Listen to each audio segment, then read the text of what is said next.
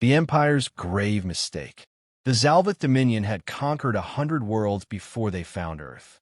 To them, humanity was just another primitive species, ripe for exploitation. Their scouts observed the planet's societies, its power structures, its history of war. They came to a simple conclusion. Human males were the warriors and rulers, while human females were weak and subservient. For the Xalveth, strength was everything. They built their empire on the backs of conquered species, stealing resources and enslaving the weak. Their empire thrived because they knew how to break the spirits of lesser beings. When they set their sights on Earth, they assumed it would be no different. The emperor of the Xalveth Dominion, Varzoth, saw an opportunity. Human women, in his view, were an untapped resource. They could serve as laborers, breeders, and political hostages. The males of the species, deprived of their mates and offspring, would crumble into despair. It would be an effortless conquest. So the order was given. At 3 a.m. Greenwich Mean Time, the abduction fleet arrived. Xalveth technology was far beyond anything Earth had encountered. Their ships deployed targeted molecular displacement fields, scanning the planet for female genetic markers. Within moments, millions of women vanished. Scientists, soldiers, engineers, politicians, students, mothers, daughters. They were taken from homes, workplaces, streets, and battlefields, leaving only confusion and devastation in their wake. For the first few hours, the world reeled in shock. Governments scrambled to understand what had happened. News stations filled with panicked reports of the disappearances. Cities fell silent, gripped by a fear unlike anything in human history. And then, that fear turned into something else entirely. The wrong people to kidnap. The Xalveth expected despair. They got rage instead. Within hours, Earth's militaries activated wartime protocols. Nuclear arsenals were readied. Every nation put aside their differences, not for survival, but for vengeance. The United Nations issued a global directive. Humanity was at war with whatever had done this. Then the first hijacked Xalveth transmission was intercepted. It came from a stolen Dominion data relay, hacked by someone who had been taken. The message was short, but its impact was seismic. We are alive. We are fighting. Don't wait. Bring everything. The message was sent by Dr. Sarah Whitmore, a renowned AI specialist from MIT. One of the missing. She wasn't begging for rescue. She was already planning how to cripple her captors from the inside. The Xalveth had not kidnapped helpless victims. They had abducted humanity's most brilliant minds, most lethal warriors, and most relentless survivors. Resistance in chains. On the slave ships bound for the Dominion, the captured women wasted no time. The Xalveth expected compliance, but they underestimated the willpower of their captives. Aboard the dreadnought Vercalis, Captain Lena Vasquez, a U.S. Marine Corps Special Operations leader, led the first act of defiance. She organized a riot in the containment hold, overwhelming Xalveth guards with sheer numbers, snapping necks with their own weapons. In another vessel, Sergeant Naomi Ito, a Japanese JSDF intelligence officer, memorized alien command patterns as she pretended to be compliant. Within an hour, she had bypassed security locks and was transmitting distress calls in encoded Xalveth language. In a Dominion prison facility, Professor Aisha Al-Farouk, a leading physicist, studied the energy fields used to contain them. "Give me 2 days," she told the others, "and I'll find a way to turn their tech against them." The Xalveth did not understand what they had done. They had taken warriors trained to survive under impossible odds. They had stolen the scientists who would reverse engineer their own technology. They had kidnapped spies, hackers, soldiers, and leaders who could turn oppression into insurgency. They had lit a fire they could never extinguish. Earth's response. Back on Earth, humanity did not wait. The response was immediate and unified. The best minds in physics and engineering worked tirelessly, reverse engineering alien technology salvaged from old crash sites and secret black projects. Within days, they cracked the fundamental principles of faster-than-light travel. Within weeks, they were building their own warships. Humanity was not preparing for negotiation. They were preparing for annihilation. When the Xalveth Dominion came for Earth's women, they thought they were taking the species' weakest. Instead, they had taken its strongest, its smartest, its most dangerous. And now, Earth was coming for them. You took the wrong people. The Xalveth Dominion had never known true fear. Their empire had stood for centuries, built on the conquest of weaker species. Their war doctrine was simple: overwhelm, enslave, and subjugate. No civilization had ever dared fight back once captured. Until now, the rebellion begins. The moment the human women arrived on Xalveth's slave worlds, everything started to go wrong. The Dominion had divided them, assigning different groups to labor camps, breeding facilities, and research stations. They expected obedience. Instead, they got organized resistance. Sergeant Lena Vasquez had been placed in a forced labor camp on Drenhall 9, a barren world used for mining rare minerals. The Xalveth expected her and the other humans to break under grueling work schedules. Instead, within 2 days, she had organized an underground resistance network. She mapped guard rotations, learned alien patrol habits, and weaponized the very tools they were given. The first ambush happened on day 3. 2 Xalveth guards were found strangled with mining cables, their weapons missing. On Xalveth Prime, an administrative center for the slave trade, Dr. Sarah Whitmore had been assigned to a research facility. The Xalveth, unaware of her expertise in AI and cyber warfare, put her to work cataloging slave records. That was their second mistake. Within hours, she had bypassed security firewalls and was transmitting encrypted messages to other captives across the Dominion. Listen carefully. We have control of their networks. We know where you are. Hold the line. Help is coming. She had no idea whether Earth could hear them. But she knew one thing: humanity never abandoned its own. Earth mobilizes. Back on Earth, the moment Dr. Whitmore's message was intercepted, every major government accelerated its war preparations. Project Retribution, a classified FTL research program, was put into full production. Scientists reverse-engineered salvaged alien technology, building Earth's first war fleet at a speed that should have been impossible. World leaders didn't argue over strategy. There was only one plan: total war. Every available soldier, pilot, hacker, and engineer was mobilized. Factories shifted to producing weapons, armor, and warships. Nations pooled their resources, united not by politics, but by vengeance. The message was clear: we're coming for you. Sabotage and resistance. While Earth prepared for war, the captured women were turning the Dominion's own infrastructure against them. On the industrial world of Xyrek, where humans were forced to work in shipyards, Lieutenant Sofia Markov, a former Russian Navy engineer, noticed a flaw in the Xalveth reactor designs. She and her team deliberately introduced microscopic defects in starship hulls, weakening their structures. Ships meant to last decades began falling apart in weeks. Meanwhile, on Drenhall 9, Sergeant Vasquez's resistance escalated.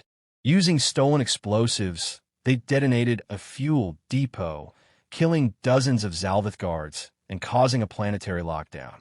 But the most devastating blow came from Naomi Ito, a Japanese cyber warfare specialist. Stationed at a Xalveth communications hub, she hacked into the Dominion's long-range relay systems. With a few keystrokes, she rerouted military orders, disabled defensive grids, and fed false intelligence to enemy commanders. For the first time in Xalveth history, their own empire was turning against itself. The Xalveth realized their mistake. By the time Dominion leadership understood what was happening, it was too late. Emperor Varzoth stood in his war chamber, staring at reports of sabotage, missing patrols, and entire colonies going silent. "Impossible," he growled. "They're slaves. How are they doing this?" His advisors were silent. They had no answer. The Xalveth had assumed they were fighting a species like any other, a species that would submit once conquered. But humans were different. Humans adapted. They endured. And when pushed to the brink, they did not surrender. Varzoth turned to his generals. "Deploy the full fleet. We will crush this defiance before it spreads." But even as he gave the order, a warning siren blared through the palace. A Xalveth officer ran in, his scaled face pale with terror. "My lord, the humans, they're here." Earth's arrival. From the depths of space, Earth's first interstellar war fleet emerged from FTL. Ships built in mere months, powered by stolen alien technology and human ingenuity, surged toward Dominion space. They did not come to negotiate. They did not come to talk. They came to burn the Xalveth Dominion to the ground. Humanity had heard the cries of its stolen daughters, mothers, and sisters. And humanity had only one response: war. The wrath of humanity. The Xalveth had believed themselves invincible. They had built their empire on the bones of lesser civilizations, crushing resistance with overwhelming force. But this time, they had made a mistake too great to survive. They had stolen from the wrong species. And now, humanity had arrived. First contact, at gunpoint. The Dominion's outer colonies barely had time to react before Earth's war fleet descended upon them. Unlike the slow-moving, hulking battleships of the Xalveth, human warships were fast, ruthless, and unpredictable. Designed in record time by Earth's brightest minds, they combined stolen alien tech with human ingenuity. The EHA's Retribution, Earth's first dreadnought, fired its primary rail cannon for the first time. A tungsten slug, traveling at near-light speed, punched through a Xalveth command station, reducing it to atoms. On the bridge, Admiral James Carter watched the destruction through the tactical display. "Send the message," he ordered. The fleet-wide broadcast echoed across Dominion space. "You took what was ours. We are here to take it back. No mercy. No negotiations." Across Xalveth-controlled worlds, the response was immediate: panic. The Dominion had never faced an enemy like this before. Most conquered races begged for mercy. Humanity did not beg. Human women strike back. While Earth's forces shattered the Dominion's fleets, the captured women on Xalveth slave worlds were already turning the tide from within. On Drenhall 9, Sergeant Lena Vasquez and her rebel forces launched their final assault. Armed with stolen plasma rifles and improvised explosives, they stormed the Xalveth Command Center, executing every slaver in their path. The Xalveth governor, a towering brute named Viacor, tried to flee. He didn't make it far. Vasquez gunned him down, then grabbed his comm unit. "Drenhall 9 is free," she transmitted. "I repeat, Drenhall 9 is free." Similar uprisings erupted across the Dominion. Naomi Ito disabled planetary defense grids, allowing Earth's fleet to bomb military installations with surgical precision.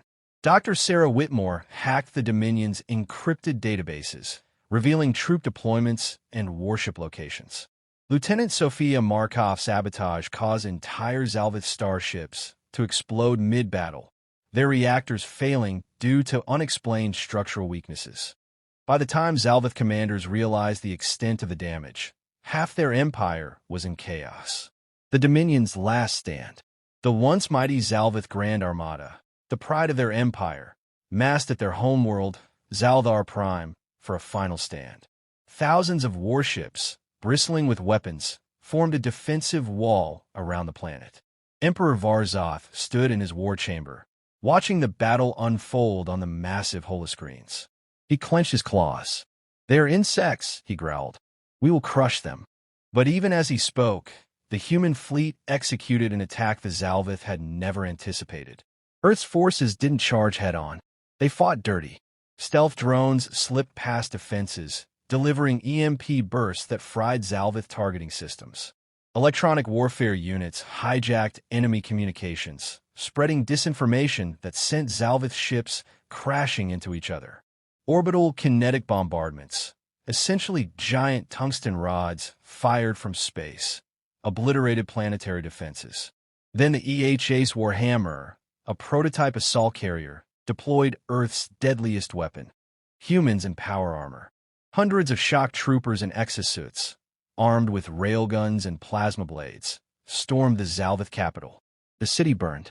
The Emperor's palace was under siege. Varzoth, once confident, now saw his empire collapsing in real time. The Xalveth had ruled for centuries. It had taken humanity less than a month to bring them to their knees. As explosions rocked the palace, a final transmission reached the Emperor's private channel. It was Sergeant Vasquez. Her face was bloodied, her armor scorched, but her voice was steady. "You thought we were weak. You thought we would break." She raised her rifle. "You were wrong." The screen went dark. The end of an empire. In less than 6 weeks, the Xalveth Dominion had been completely dismantled. Their fleets were destroyed.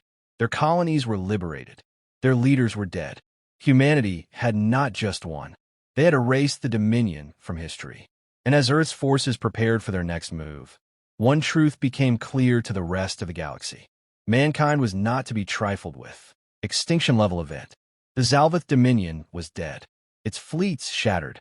Its colonies burning. Its leaders executed.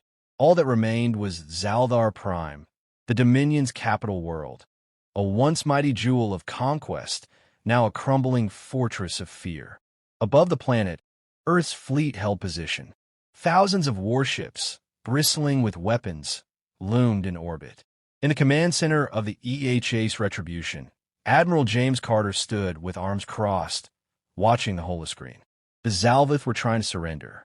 Their new leader, a trembling bureaucrat named Prime Vizier Korik, spoke in a shaky voice. "Please, we admit defeat. We will pay reparations, surrender all our ships. Just spare us." The Admiral's expression didn't change. "You don't get to beg." The human response. The galaxy was watching. Dozens of alien civilizations, once terrified of the Dominion, had turned their eyes toward humanity. Would Earth show mercy? Would they accept surrender? No. Earth had one message to deliver to the cosmos. Never again. Admiral Carter turned to his officers. "Deploy the strike teams. Purge what's left." And so the final assault began. The fall of Zalar Prime. Human shock troopers descended from orbit, landing in the Xalveth capital. What little resistance remained crumbled instantly. Sergeant Lena Vasquez led her team through the ruins of the Imperial Palace. Xalveth soldiers, once proud conquerors, threw down their weapons, begging for mercy. There was none to give. Every slaver, every warlord, every officer of the Dominion was executed. The Xalveth High Council burned alive in their own war chamber. The military command staff shot on sight. The slave overseers thrown into the same containment cells where they had once tortured prisoners. For Dr. Sarah Whitmore, vengeance was not enough. In the Dominion's data archives, she found the records of every species they had enslaved, every world they had destroyed. She transmitted the data across the galaxy. The truth of the Xalveth's crimes would never be forgotten. Meanwhile, Naomi Ito activated a final command, a system-wide virus that shut down every remaining Dominion ship, weapon system, and communications array. The Xalveth were finished. A warning to the galaxy.